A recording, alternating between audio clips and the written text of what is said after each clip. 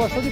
Adoro. Ele adora. Carioca, né? Carioca Gosta de samba. Opa! Gosta de tudo você também. Gosta de forró também? Gosto, por que não? Sertanejo também? Sertanejo. Na Castela? Também, tive com a Ana Castela na Copa do Mundo, pô. Muito Gosto. bom. Opa. Então, ó, boa noite pra quem tá em casa, boa noite pra galera que tá aqui, boa noite pra nossa pessoal que tá na nossa nave, o Pacheco, o Fini. É o Julinho que tá lá? Voltou ou é o Todinho? Julinho, Todinho, Nescalzinho, todo mundo, todo o nosso time. O Gazeta Esportiva tá na área, tá pronto pra agitar o seu começo de semana. Comigo no estúdio estão Chico Lang, o grande omito. Oi, reverente. Fernando Lázaro. Ó, eu vou dar um crédito pra você, hein? Vou dar um crédito pra você. Mas me ganha do Argentino Júnior. Bom, ô Fini, vê se acha a versão light pra ficar tocando então agora de fundo. Tem que ser a light. A light é legal também. E outra coisa, comigo aqui hoje ele, José Paz. Nosso Romário, né? Nosso Romário. Muito bem, olha, é dia de trazer a repercussão da primeira rodada do Brasileirão, Zé. O Corinthians venceu, né? Conseguiu aproveitar bem esse Brasileirão, esse mês aí. Tem agora que decidir a escalação ideal para o jogo decisivo da Libertadores. E o São Paulo? O São Paulo perdeu no sábado, a situação ficou mais complicada ainda para o técnico Rogério Ceni. Tem protesto contra o grande ídolo tricolor. É muito estranho, né? Ver o pessoal fugindo da cabeça do Rogério, mas é o que está acontecendo. E no Palmeiras? No Palmeiras a gente traz a vitória sobre o Cuiabá e ainda a bronca do Abel Ferreira com a arbitragem. Será que ele tá certo? Será que ele não tá? Ele foi expulso, e aí? Tudo mais, vamos falar sobre isso aqui. Alexandre Silvestre vai trazer tudo pra gente lá da Academia de Futebol. Ele já tá lá? Ei, Silver! Boa noite! Raio, grande fase do Alexandre Silvestre. Muito bem, e claro que a gente vai falar também da derrota do Santos. Tem ainda um super clássico do futebol feminino, porque aqui no Gazeta Esportiva tem espaço futebol feminino e a mulherada. Marina Buffon está no Parque São Jorge com tudo do clássico entre Corinthians e Palmeiras. Marina, como é que tá a chuva? Vamos mostrar a Marina lá no clássico. Tava uma chuva, meu Deus do céu. A Marina tá posicionada. Ainda bem que ela tá no coberto. Então a gente vai no pé, volta no outro rapidinho. Fiquem aí. Dicas pra vocês. Gente, olha que ambiente. Beleza, a gente voltou. O Brasileirão começou no fim de semana. Só 2 grandes paulistas venceram, o Verdão e o Timão. Dá uma olhadinha na nossa enquete do dia. Quem mostrou o melhor futebol no começo do Brasileirão? É o Corinthians? É o Palmeiras? Corinthians não é. Não foi o Corinthians, Chico Lang. Hoje você não vai falar mal do Palmeiras aqui. Vote lá no site gazetesportiva.com, deixe seu voto. Você pode dar a sua opinião no programa por meio do Twitter. Ah, é verdade, hashtag Gazeta Esportiva. E aí seu comentário aparece aqui, sua fotinho. E nosso programa também está ao vivo pelo YouTube, youtube.com/Gazeta Esportiva. Se inscreva no nosso canal. Fala, Chicão, foi o Corinthians ou foi o Palmeiras que foi melhor? Foi o Corinthians. Ah, não. Foi o Corinthians porque o Corinthians não tem time, né? Essa que é a verdade. É verdade, não por tem esse time ponto nenhum. tem razão. Pegou o Cruzeiro, um time acertadinho, bonitinho e tal, e acabou ganhando do Cruzeiro 2-1, um resultado que podia ter sido 2-0 se não fosse a distração no final do jogo. Então o Corinthians mostrou um futebol mais competitivo, na minha opinião. Mas o primeiro tempo foi horrível. E não foi ajudado pela arbitragem, como aconteceu com o Palmeiras. Né? Não, pra mim, não. Pra mim, boa noite, boa noite pra todo mundo aí que tá acompanhando a gente. Pra mim, Palmeiras. O Palmeiras mostrou um futebol muito mais interessante que esse time aí do Corinthians, principalmente o primeiro tempo do Corinthians foi nulo, não existiu na Neoquímica Arena. Sofrível. Repetiu de ano. E o Palmeiras com muitos desfalques, Abel tendo que mexer bastante nesse time, e o time conseguiu dar uma resposta muito grande, mesmo sem alguns dos principais jogadores. Então, para mim, respondendo a enquete, Palmeiras. Tá certo. Então, responda aí, gazetesportiva.com. O Santos foi para Caxias do Sul. Ontem começou mal o Brasileirão. Luiz Soares até perdeu o pênalti, mas o Peixe não conseguiu nem assim evitar a derrota. Bora assistir. O Santos foi até Caxias do Sul dar as boas-vindas ao Grêmio de volta à Série A do Brasileirão. E o tricolor gaúcho aproveitou a estreia para mostrar a força do elenco nessa temporada. Foi no finalzinho da primeira etapa, inclusive, que o Grêmio abriu o placar. Após o cruzamento do Diogo Barbosa e o corte de cabeça do Bauerman, a bola sobrou para o João Pedro, que bateu colocado e estufou a rede. 1-0 para o Grêmio.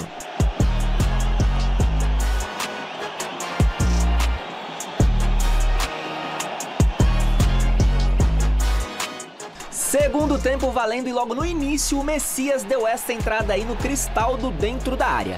O VAR acionou o juizão que marcou o pênalti. Na cobrança, o Luizito Soares pegou mal demais e isolou a bola.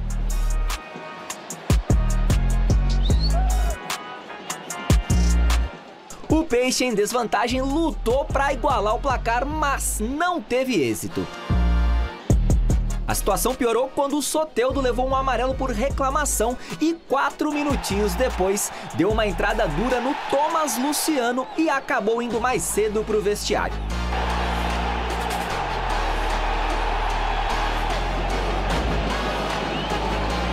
E ficou nisso, Grêmio 1, Santos 0.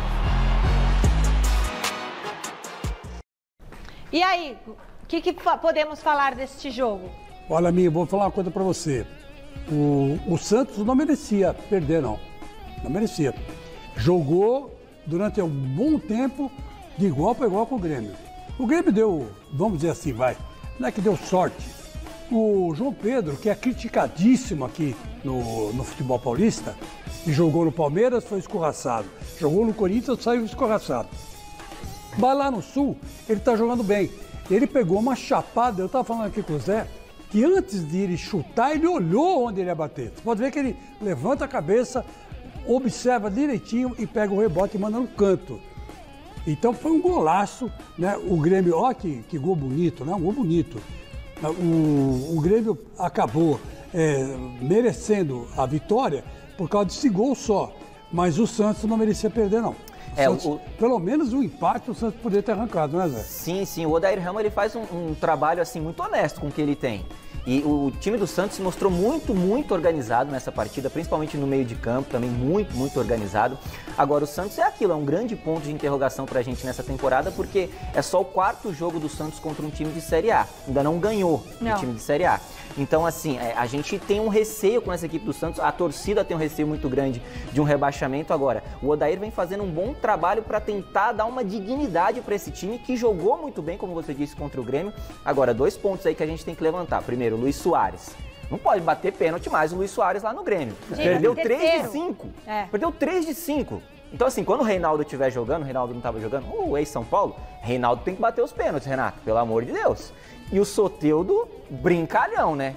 4 minutos o cara foi expulso, voltando agora para o time do Santos, sabendo que o time do Santos depende muito dele, ele é o jogador diferente do ataque ali do Santos, então não pode ter esse tipo de comportamento Soteldo, porque ele é o jogador que vai chamar a responsabilidade nessa equipe e vai fazer o Santos jogar, não pode fazer isso. Eu só queria falar uma coisinha a favor do Soteldo, ele apanhou pra caramba. Mas uma coisa é uma ele coisa, não ficou, ele não outra conseguia coisa é outra ficar coisa. E o juiz não puniu rigorosamente como puniu ele depois, sabe? Não deu cartão para os defensores do Grêmio. Então o Soteldo apanhou, aí que o colombiano tem sangue, tem pavio curto. Venezuelano. Mas apanhou e 4 minutos. Pois apanhou em 4 minutos? Apanhou direto. Então, eu sei, mas 4 minutos. Mas aí que tá. Chico, o jogador criativo tem que ser preservado pelas arbitragens. Não pode apanhar e o adversário não levar. Eu concordo, assim, é isso, mas o Soteldo também, pelo amor de Deus, tem que ter cabeça no lugar, é um atleta profissional. Mas eu tô com o baixinho. Vamos chamar o Alexandre Silvestre pro programa? Boa noite, Silver. Teve vitória na estreia do Palmeiras, mas o Abel já foi expulso, né? Já começou, sendo expulso.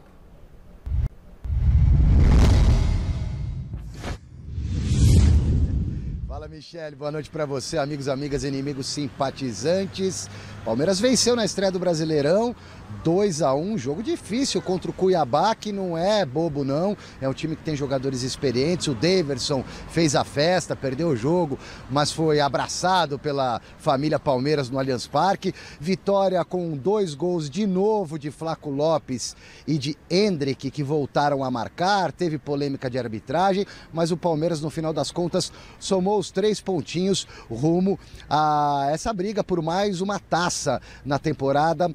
E o Abel Ferreira de novo expulso. Antes disso, quero projetar o próximo compromisso do Palmeiras, Libertadores da América. Perdeu na estreia em La Paz com time reserva, precisa recuperar-se, porque o Palmeiras é o lanterninha do grupo, ainda restam 5 partidas, contando com a da próxima quinta-feira. O jogo não será no Allianz Parque, porque o estádio do Palmeiras estará à disposição de um outro evento, então de novo o Palmeiras vai mandar uma partida no Morumbi. Ingressos já à venda, a procura muito grande, preços variando de R$80 a R$200. O torcedor do Palmeiras deve invadir o Morumbi para a partida de quinta-noite contra o Cerro Porteño, e o Abel talvez conte com o retorno de 2 titulares. Praticamente certa a volta dele, que é o Murilo, que não jogou na estreia da Liberta porque estava suspenso. Então deve voltar o zagueirão para formar dupla com o Gustavo Gomes. O outro é o Piquerez, que já vem a semana se recuperando, nos últimos dias na transição de uma lesão de joelho, está treinando praticamente normal e pode pintar de novo na lateral esquerda. Agora sim, falando de mais uma expulsão do professor Abel Ferreira, ele já acumula mais de 40 cartões, Michele. Ele empilha títulos, empilha conquistas e empilha também advertências. São mais de 40 cartões, 7 expulsões, das quais 6 por arbitragens brasileiras. E dessas 6, 3 contando com o Bruno Bosquilha, o bandeirinha dedo duro de ontem. Fica aí a estatística para vocês. Sou fã do Abel, mas ele precisa ter um pouquinho mais de juízo, não precisa virar santo. Mas tá demais, né, Abel? Fala aí, professor. O bandeirinha deve ter confundido. Então já me disseram, professor, olha que este foi que o expulsou na Supercopa. Eu disse, eu não quero acreditar nisso, porque no dia que eu acreditar nisso eu tenho que ir embora, não estou aqui a fazer nada. Falei com os jogadores, o que eu fico triste é que eu vou chegar a casa, vou ter a minha esposa outra vez amanhã nem queria ter folga, vai ser um dia duro para mim, que ela vai-me moer a cabeça, como é que é possível, foste expulso outra vez, tens aqui duas filhas, isso não é exemplo para ninguém, isso está a prejudicar a tua carreira, tu ainda não percebeste isso, contigo é tolerância zero, já sabes, e eu vou-te dizer, mas eu não o ofendi, reclamei sim, mas eu não o ofendi, eu estou curioso para saber o que é que ele escreveu. O resto vocês viram a arbitragem dele, eu não entendi o amarelo que ele deu a Lopes, eu não entendi. Eu estava à beira dele, perguntei-lhe porquê que vai dar amarelo a quem, ele deu-me um amarelo a mim, depois vem de vermelho direto. Eu não sei o que é que o bandeirinha vai escrever amanhã, estou muito curioso para saber mesmo. Porque ele fala comigo em espanhol. Eu não sou espanhol, sou português. O bandeirinha fala comigo em espanhol, eu sou português, de Portugal, é a mesma língua. Eu sou português, eu honestamente, não estou a dizer que sou santinho, não sou santinho nenhum. Eu acho que foi uma tremenda confusão do bandeirinha, desculpe. Foi uma tremenda confusão. O pior disso tudo não é isso. É eu ter que chegar a casa, enfrentar as minhas filhas e a minha mulher dizer outra vez. Quando eu tenho feito um esforço tremendo para melhorar nisso. Tremendo. Eu sei que é um aspecto que eu tenho que melhorar. E felizmente os meus jogadores olham para aquilo que eu digo. O resto, a arbitragem de hoje foi o que vocês viram. Não sei, não sei. Estou muito triste, eu disse isso aos jogadores, estou muito triste por ter sido expulso. Não me entendi. Isto tira-me a vontade de ser treinador. Tira-me a vontade de estar aqui. Tira-me a vontade. O Abel Ferreira pode estar fazendo um esforço, mas esse esforço não está dando resultado não. Até acho que ele é muitas vezes perseguido, paga pela fama que construiu, mas são mais de 40 cartões, 7 expulsões, é muita coisa, Abel Ferreira. E na súmula da arbitragem, apesar dele ter dito que não ofendeu, aí precisa ver o que significa a ofensa na opinião de cada um, né? A arbitragem colocou lá. O Abel disse arbitragem de M3 pontinhos, adotando a sugestão de Alberto Helena Júnior, o mestre, ontem no Mesa Redonda. Da próxima vez, Abel, fala assim, ó, arbitragem de estrume. Já eu volto com a crise do São Paulo. Bom, a gente já vai discutir isso, Silvestre. Antes de seguir, quero mandar um beijão pro palmeirense Arão e pro corintiano Ed Carlos, o Arão, que é lá da Suóxido. Um beijo para vocês, meus queridos. E aí? A arbitragem de M é uma ofensa? É uma ofensa. É uma ofensa. É uma ofensa, é uma ofensa.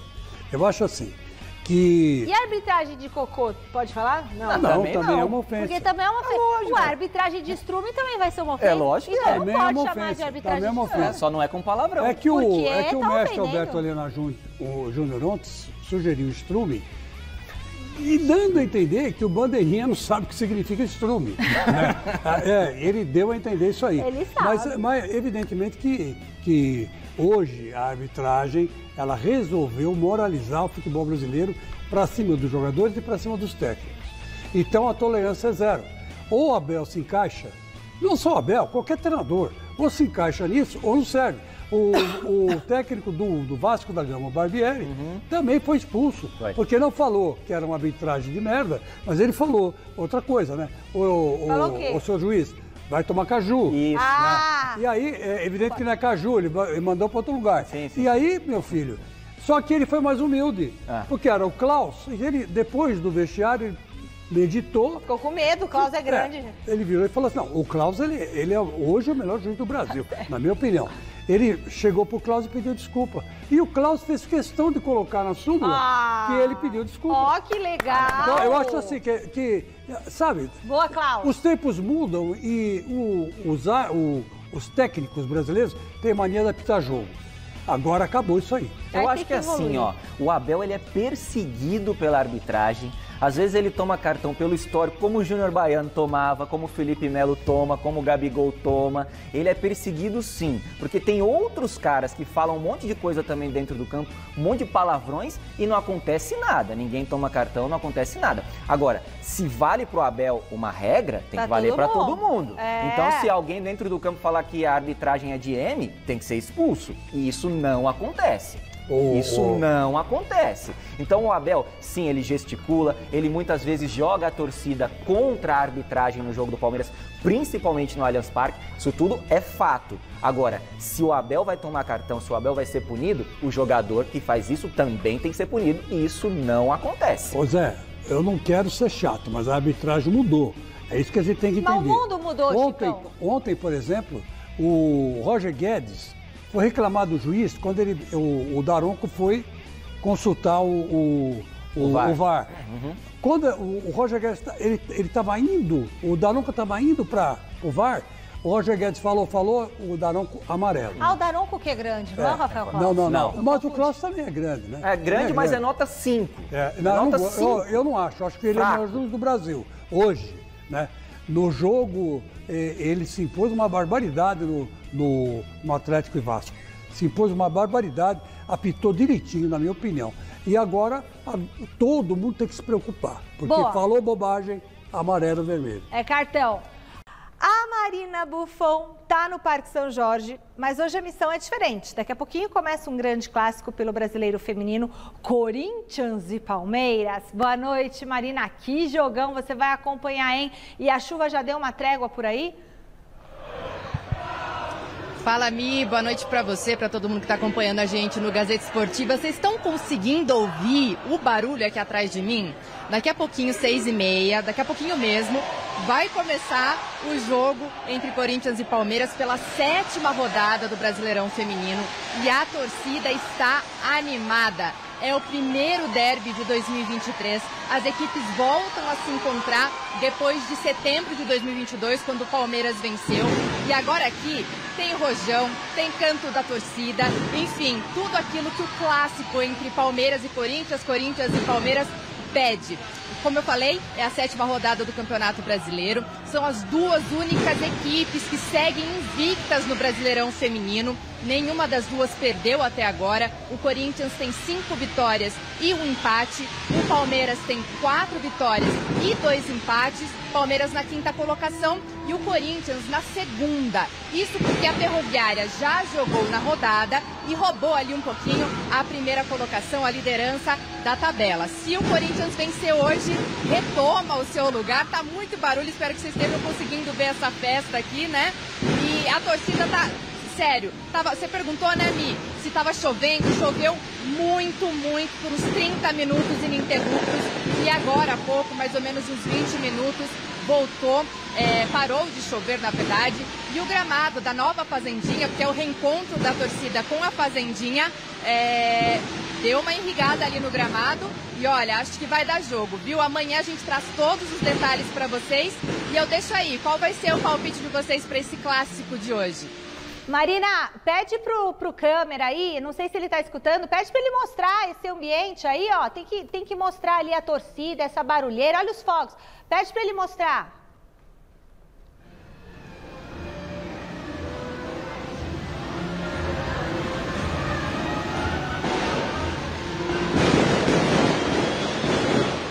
Isso, mostra. Ah, deixa a imagem lá. Pode deixar a imagem lá, pra gente mostrar. Olha a alegria da torcida corintiana. Olha, fala que vai voltar lá. Olha a energia da torcida corintiana para esse clássico Corinthians e Palmeiras. Tá certo. Bom, vai voltar? Vai voltar? Põe a imagem. Não tem problema, a câmera tá sentada. Põe a imagem lá Olha ali. Boa. Ô, Mi, eu posso falar um pouquinho desse jogo aí? Zé, o Arthur Elias, que é o técnico do Corinthians, ele é muito bem cotado para assumir a seleção brasileira muito em breve.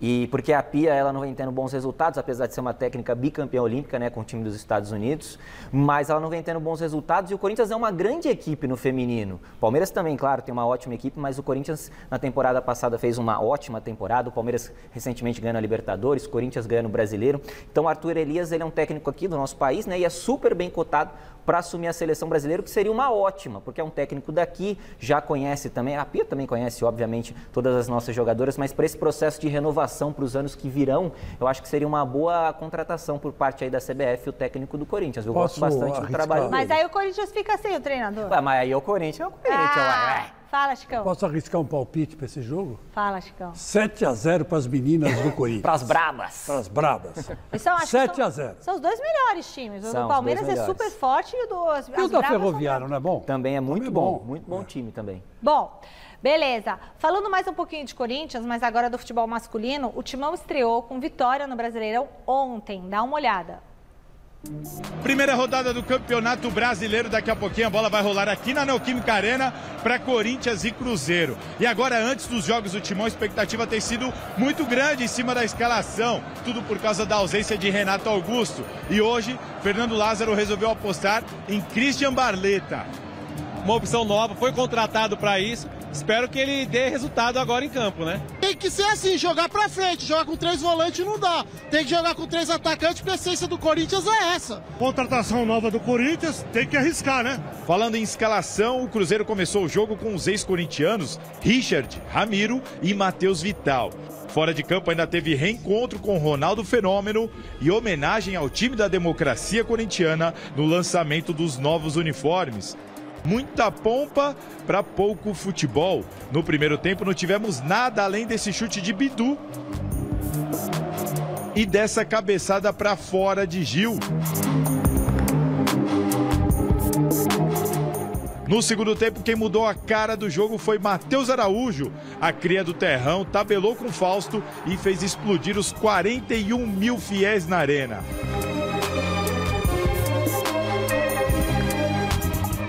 O Timão poderia ter ampliado com o Yuri Alberto. Mas quem marcou foi Roger Guedes, apesar do suspense de Daronco no monitor.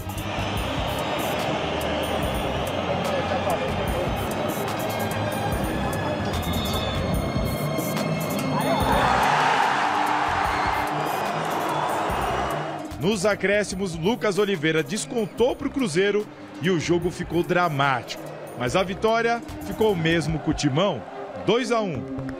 Venceu, mas não convenceu, né? Faltou muito, foi um primeiro tempo muito apático, o Corinthians deixou a desejar. No segundo tempo, os 2 gols vieram com, vamos dizer, qualidades individuais de cada jogador. Venceu, mas poderia ter sido melhor, poderia ter sido mais tranquilo. Ainda mais tendo um Cruzeiro pela frente, que não faz uma temporada boa, então a gente esperava mais do Corinthians. Venceu, mas não convenceu, né? E o Corinthians sentou na vantagem, ficou na vantagem e depois fez o segundo gol, né?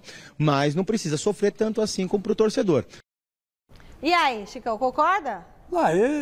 A torcida do Corinthians, na verdade, ninguém esperava que o Corinthians fosse ganhar esse jogo. Vamos combinar que era isso. Não esperava. O Cruzeiro em casa? O Cruzeiro não estava na Série B, Chico Lang? Não, estava na Série B, então. Mas todo mundo achando que o Corinthians ia perder e o Lázaro ia cair. Todo mundo achou isso. Do primeiro para o segundo tempo, o Salazar aí não mostrou, mas a torcida pediu a cabeça do Lázaro. Começou a vaiar o Lázaro. A hora que a torcida do Corinthians apoia sempre o time. Mas o Lázaro saiu de campo vaiado e voltou vaiado. Só que aí o Corinthians acabou ganhando, né? Fez o resultado, com as alterações que o Lázaro não queria fazer, acabou fazendo. Obrigatoriamente o Juliano se machucou, entrou o Matheus Araújo no lugar dele e acabou decidindo o jogo. O gol do Matheus Araújo que matou a partida, né? Naquele momento. E depois o Corinthians tomou um gol no finalzinho do jogo. Mas todo mundo imaginava que o Lázaro ia perder e o Lázaro ia cair. E não aconteceu nada disso. O elenco acabou conseguindo o resultado.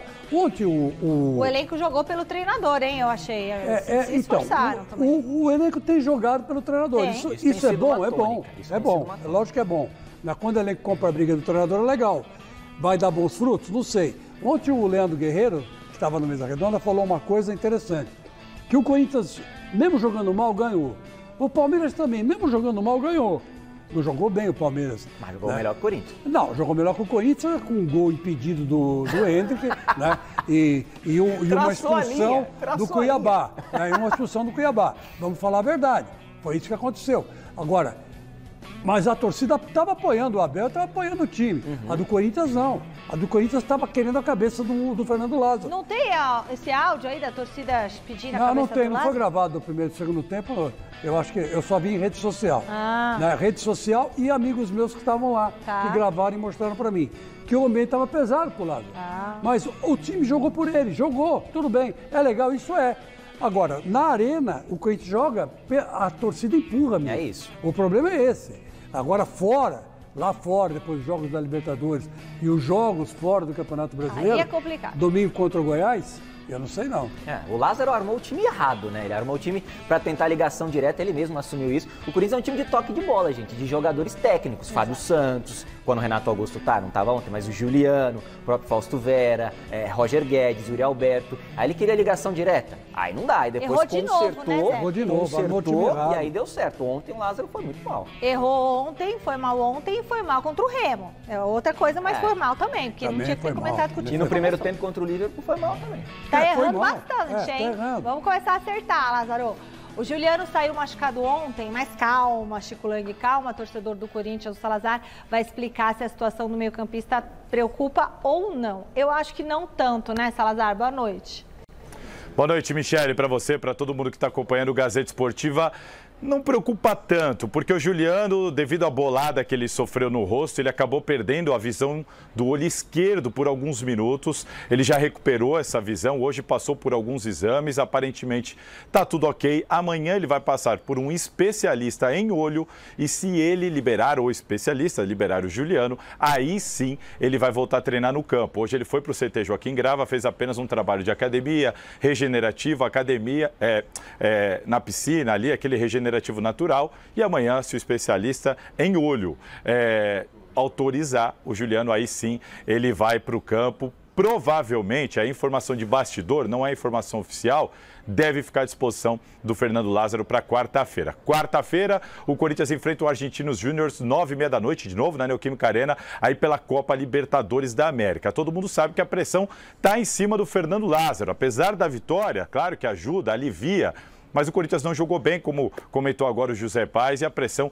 ainda está em cima do Fernando Lázaro. Aliás, ontem, quando o nome do Lázaro foi anunciado no telão, ficamos bem de olho ali, não houve aplausos nem vaias, ficou um silêncio, você vê que o pessoal está meio ali com o pé atrás. Chico até comentou de vaias, eu estava na Neoquímica Arena, não ouvi vaias, realmente não teve.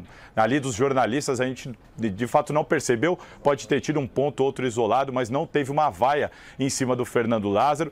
De qualquer maneira, toda essa pressão está acontecendo muito por causa da derrota sobre o Remo, né, que o Corinthians sofreu diante do Remo, e ali ficou feio para o Fernando Lázaro, né, pegou mal a escalação dele. E ontem, o Roger Guedes revelou uma conversa que ele teve ali, ó, no tete-a-tete com o técnico do Corinthians. Vamos ouvir o camisa 10. Cara, eu sou um cara chato, ele veio conversar comigo, ele não me deu direito de resposta, ele brincou comigo. que é uma opção que ele teve no momento, tem que também respeitar. Dos 14 jogos do Paulista, eu tinha jogado 13 em 90 minutos, não tem direito nenhum de reclamar, então ele me deu a sequência que eu tanto pedia. E foi uma decisão dele, se foi errado ou não, é decisão dele. Eu conversei com ele, eu falei que eu queria jogar, estava bem, portanto que fazia um mês, acho que não tinha jogos, né? Só tinha jogado na Libertadores lá. Mas como vai ter uma sequência muito forte, então ele precisaria a mim de todos os jogos, espero não sair agora. Aliás, Michele, o tema da nossa próxima entrada aqui é justamente a escalação do Corinthians. Daqui a pouquinho eu volto. Combinado, Salazar. Muito bom. E aí, Chicão? Você vê que o Roger Guedes, ele não quis, vamos dizer assim, criticar diretamente o Lázaro. Ele ama o Lázaro. Ele gosta do Lázaro, que o Lázaro, aliás, vamos falar a verdade, depois que o Lázaro assumiu, ele desabrochou, né? Ele deixa ele jogar, ele fica livre até no campo, né? Reclama pra caramba, reclama de todo mundo, reclama quando não passam pra ele, reclama quando ele chuta fora, ele mesmo se bate, sabe, fica se autocriticando. Agora, você vê que ele falou, olha, eu joguei 3 jogos, 90 minutos, esse aí eu não joguei 90 minutos, quer dizer, o jogador tá lá na cabeça, olha, pô, caramba, né? Por que eu não joguei? Né? Por que eu entrei depois que ele tá perdendo? Vou fazer o quê? Milagre? Ninguém faz milagre, né? Enfim, é o tal negócio. O Lázaro e esse grupo estão sintonizados, estão jogando por ele. Legal, eu acho legal, eu repito que acho legal. Agora, tomara que dê certo, né? Tomara que dê certo. O Roger Guedes está jogogando pelo Lázaro, né? Porque quando era o VP, ele criticava bastante que não tinha sequência e tal. Eu acho que o elenco todo está jogando, José. Mas o Roger Guedes eu acho que mais, Chico. Não, o Roger está se matando. Esses caras mais cascudos, assim, que depois criticaram bastante o VP, esses caras estão jogando muito pro Lázaro para dar uma resposta para falar, tá vendo? A gente falou que o VP, blá, blá, blá, blá. Então eles sabem que tem que virar. Não, Cantígio, esses caras que estavam marginalizados, eu, por exemplo, não gosto do Cantígio, eu não gosto. Mas eu reconheço que quando ele entra, a qualidade do meu campo do Corinthians sobe. Agora, não tem o Renato Augusto, o Cantígio tem que jogar sempre? Nem sempre. A gente vai analisar isso já, né? Mas quando ele entra, a qualidade, sobe. O CCT da Barra Funda aparece agora na sua telinha com o Silvestre em frente ao portão. Silver, traz pra gente a repercussão da derrota do São Paulo no final de semana.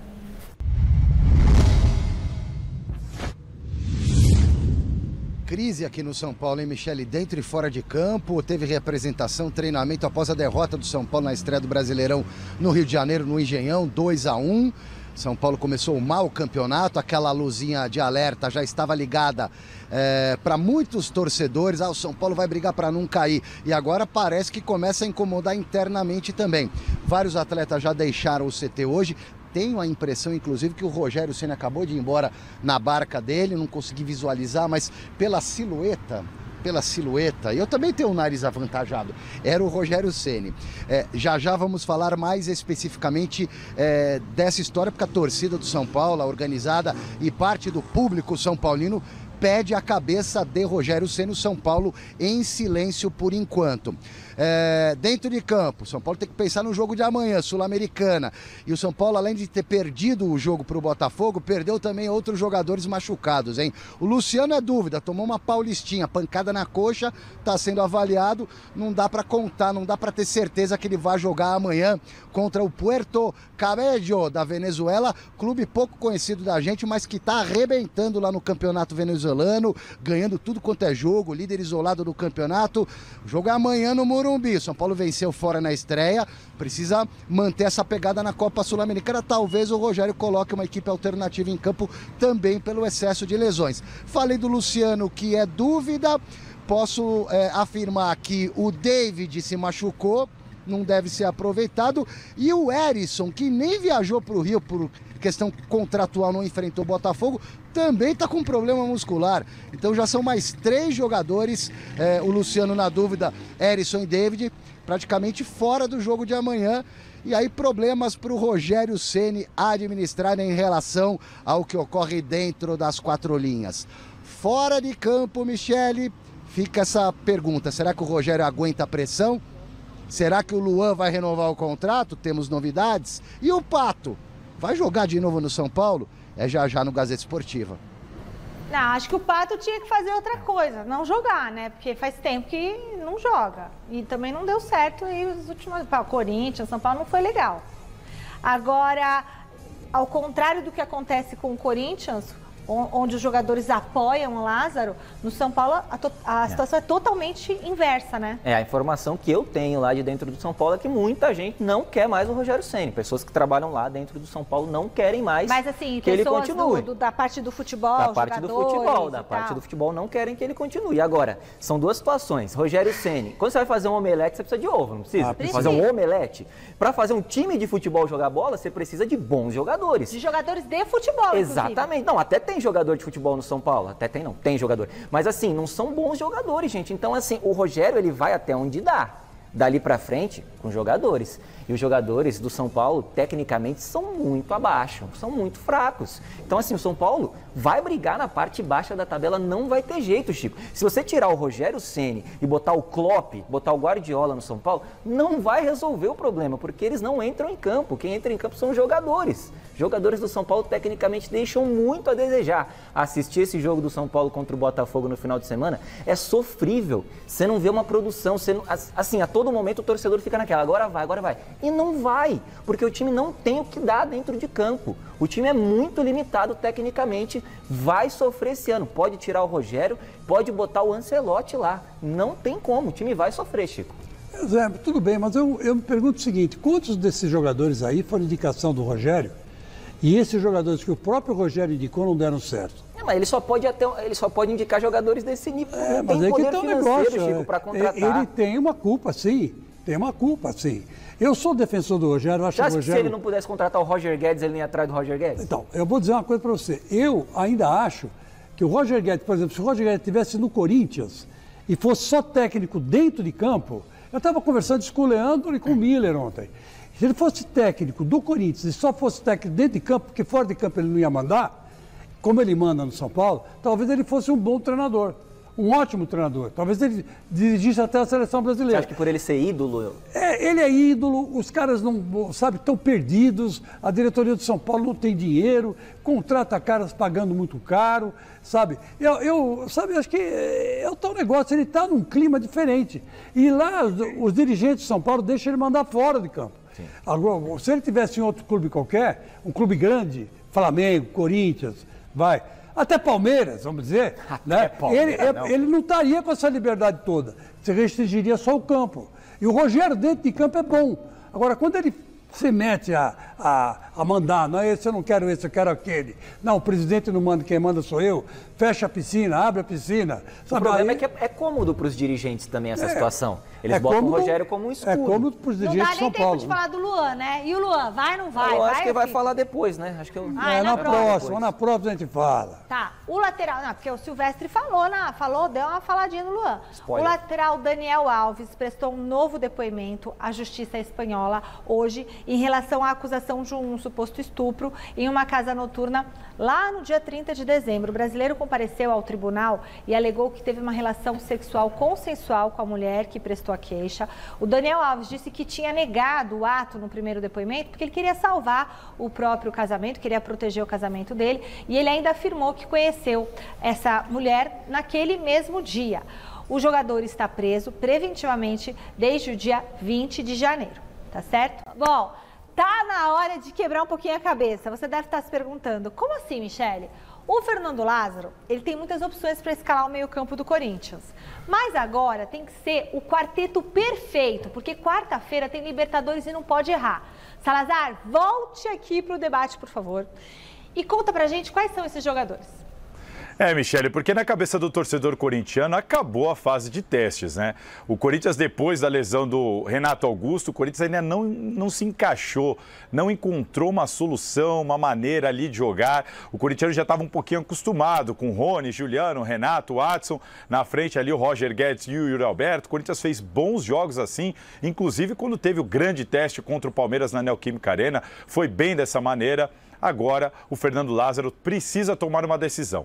Quarta-feira tem Copa Libertadores da América. Ele já testou Juliano na esquerda, na direita, com Barleta, no 4-3-3, com Watson, Fausto de primeiro, Fausto de segundo, com Rony, sem Rony. Enfim, tá na hora do Fernando Lázaro tomar uma decisão e dar sequência a uma nova formação do Corinthians. A gente já sabe a linha de zaga, a gente já sabe dos 2 atacantes, dos laterais, a gente precisa saber agora qual vai ser o meio de campo. E quais são as opções do Fernando Lázaro? Vamos colocar na tela aí para vocês. Fernando Lázaro tem à disposição Rony, Cantilho, Fausto Vera, Maicon, Duqueiroz, Giuliano, Paulinho, Matheus Araújo, Adson, Barleta, Pedrinho, que agora é Pedro, e o Romero. Então aí os meio-campistas e os atacantes. A tendência é que seja um 4-4-2, mas se quiser fazer um 4-3-3, então tem também aí as opções dos atacantes. E eu vou passar a bola para vocês. Escolham aí qual deve ser o meio de campo do Corinthians, a formação ideal. Tem que escolher 4 desses 11 jogadores, Michele, para quarta-feira na Copa Libertadores da... Nossa, você passa a bomba para nós. Então vamos lá, Salazar, você também vai participar daqui a pouquinho, tá? Então vamos colocar aqui no telão, e é o seguinte, o Lázaro tem que escolher 4 jogadores. Você aí de casa também, hashtag Gazeta Esportiva, coloca aí no Twitter. Rony, Cantilho, Fausto, Michael, Duqueiroz, Juliano, ou Paulinho, Matheus Araújo, Adson, Barleta, Pedro e Romero. Começando pelo Chico Lang. Chico, você tem que escolher 4. Eu colocaria, ó, na arena, já deu para perceber. Você quer olhar aqui? Não, tudo bem, eu sei de cabeça. Na Neoquímica Arena, com o apoio da torcida, o Corinthians pode se dar a liberdade de ser um pouco mais ofensivo. Então, eu diria o seguinte, eu colocaria Cantillo, que dá um bom ritmo ao meio campo. Eu não gosto do Cantillo, mas colocaria ele. Ele jogou bem contra o Cruzeiro no segundo tempo. Cantillo. Colocaria Fausto Vera, que está substituindo hipoteticamente o Renato Augusto. Colocaria o Adson no meio campo, né? E colocaria o Barleta de novo. E lá na frente seria o Yuri Alberto e o Roger Guedes. Não pôs o Paulinho. E você, Zé? Acho impossível ele fazer isso. Mas eu colocaria. Você tem velocidade no campo, sim. 2 moleques para aproveitar o corredor, né? Com o apoio dos laterais. Eu iria de Rony, Fausto Vera, Giuliano e Matheus. Mas eu acho que ele vai tirar o Matheus e vai com o Paulinho. Thiago Salazar, quem são os 4 que você escolheria? Tripé, Rony, Fausto Vera, Giuliano e Adson, atrás ali do Roger Guedes e do Yuri Alberto. E é o que eu acho que ele vai acabar fazendo, hein? Eu gosto do Rony, do Fausto Vera e do Essa é uma outra opção muito boa, que ele acho que ele vai... Essa opção é bem... Paulinho, não precisa do... Não, o Paulinho para segundo tempo, né? Paulinho para segundo tempo é bom. Tá, voltamos para o CCT da Barra Funda. Silvestre prometeu aparecer de novo, mas agora ele vai aparecer com notícia quente do Tricolor. Eu quero saber desse Luan, Silvestre, essa novela. Já encerrou essa novela?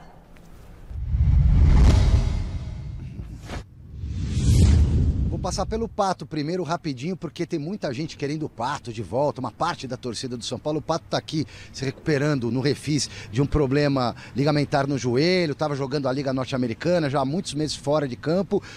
Propõe para ele o contrato de produtividade e tal. A janela fecha quinta-feira, acho pouquíssimo provável que o São Paulo faça isso nesse momento e que o Rogério também aceite uma situação dessa.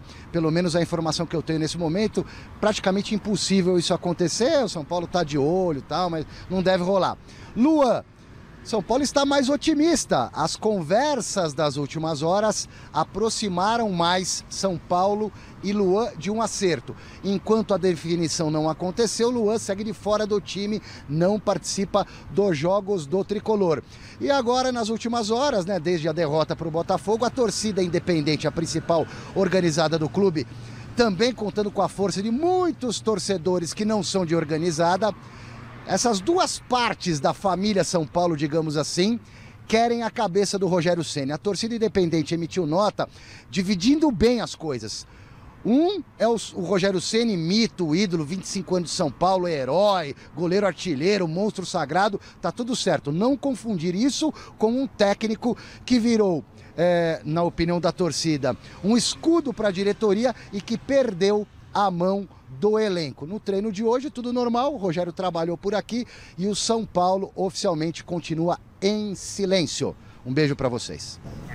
Boa, Chico Lang. Vamos conversar com o Zé Paz. Zé Paz, sobre essa situação. Então, essa relação do São Paulo com a organizada Rogério Ceni estava me parecendo um pouquinho assim forçada para tentar uma situação, para tentar deixar o Rogério lá mais à vontade, para quem sabe o Rogério conseguir desempenhar o trabalho dele. No último jogo a gente já viu algumas vaias do torcedor não organizado e agora não tem jeito, gente. Perdeu pro Botafogo na estreia, parece que ligou um alerta ali na galera como um todo, né? Poxa, não vai dar, realmente vamos lutar para não cair. E aí a Independente, que é a principal torcida organizada do São Paulo, resolveu... Então vamos todo mundo junto para demitir o Rogério, porque realmente não está dando certo. Você acha que daria certo quem lá, Chico Lang? Dorival Júnior. Não quer guardar ele pro Corinthians? Não vai guardar o Corinthians? Não, o Corinthians agora está com o Lázaro, agora é aquele negócio, o avião levantou voo, agora o Lázaro tem que ir até o fim. Mas o Lázaro vai ter aquelas pedreiras todas, vai ter Libertadores, vai ter clássico com o Palmeiras, tem que ganhar do Grêmio. Mas você perguntou de São Paulo. Eu perguntei do São Paulo, vamos Quem focar. está na praça? Quem está na praça? Dorival, Cuca. Dorival e Cuca. Então chama o Dorival, sabe? É um bom treinador, vai dar jeito no São Paulo e talvez crie um melhor ambiente. É que a passagem dele anterior não deixou muita saudade no São Paulo. Não deixou muita saudade, então põe o Cuca. O Cuca sempre foi bem lá no São Paulo. Receita. Resultado da enquete, turminha. Quem mostrou um futebol melhor no começo do Brasileirão? A maioria respondeu que foi o Palestra Itália. Palmeiras, 70% dos votos. O programa termina por aqui. Fique na sequência com o Jornal da Gazeta. Obrigada, José Paz. Beijo, Chico Lang. Amanhã a gente está de volta com mais um Gazeta Esportiva para você. Tchau!